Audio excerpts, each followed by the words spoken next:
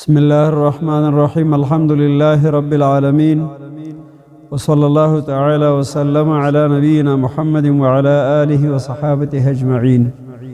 زموږ د درسونو تعقیبونکو درنو شاګردانو ملګرو ورونو عزیزانو السلام علیکم ورحمت الله وبرکاته. دا د یو ځل بیا ستاسو په خدمت کې حاضریږو او نوي درسونه پرانیزو چې البته دا درسونه د عقیدې او د توحید سره تعلق لري. د لوی الله عز وجل په توفیق باندې به ان شاء الله العزیز د عقیدې مسائل او د ایمان او د توحید مسائل دا به ان شاء الله په مختصره توګه باندې په ساده عامیانه ژبه باندې په آسان فهم سره د الله په توفیق باندې عرض کیدی شي. شاید چې د اوریدونکو خویندو ورونو او د ملګرو او د استادانو او د شاګردانو د مینې محبت سبب وګرځېږي او د دې درسونو سره مینه پیدا کړي.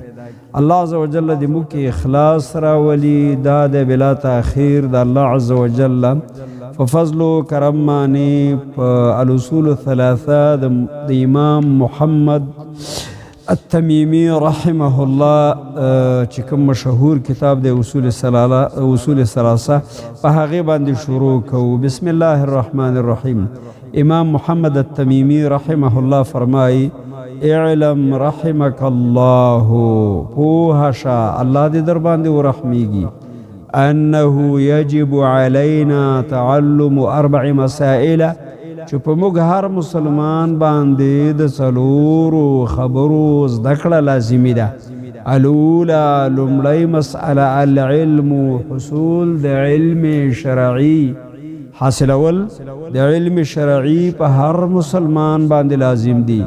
علم شرعي یعنی څه؟ وهو معرفة الله ومعرفة نبيه ومعرفة دين الإسلام بالأدلة.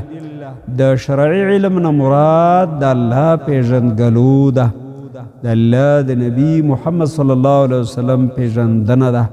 ومعرفة دین الاسلام، او پیژندګلو د اسلام د مبارک دین د خدا هر څه پیژندل د ادله او دلیلونو فرنا کې چې الله په دلایلو پیژني، د الله نبی په دلایلو پیژني، د الله دین په دلایلو پیژني. نو مؤمنه دا علم شرعي تا حاصل کو. دا لومړنۍ مسئله وه چې په ما او تا د هغې زده کړه فرض وه چې هغه حصول د علم شرعي و. المسألة الثانية العمل به، دومه مسئله چې په ټولو مؤمنانو او مسلمانانو باندې د هغې زده کړه لازمي او ضروري ده. هغه دا چې العمل به په کړي علم باندې عمل دی. د الله نه توفیق وغواړو چې الله څونه علم دې موږ ته راکړی دی په دې مو عمل نصیب کړي. درېیمه مسئله چې په ما او تا باندې لازم ده د هغې یادول او زده کول الدعوة الیه، خلق علم شرعي ته رابلل. الدعوة الیه، خلق شرعي علم ته رابلل.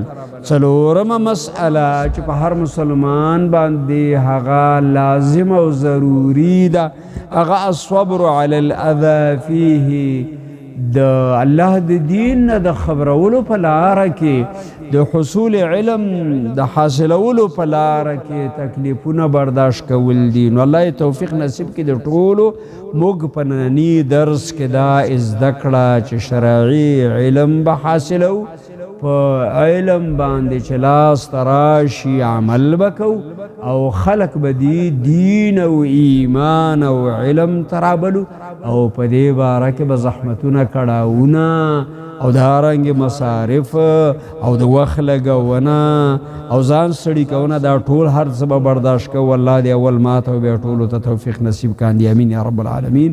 صلی الله علیه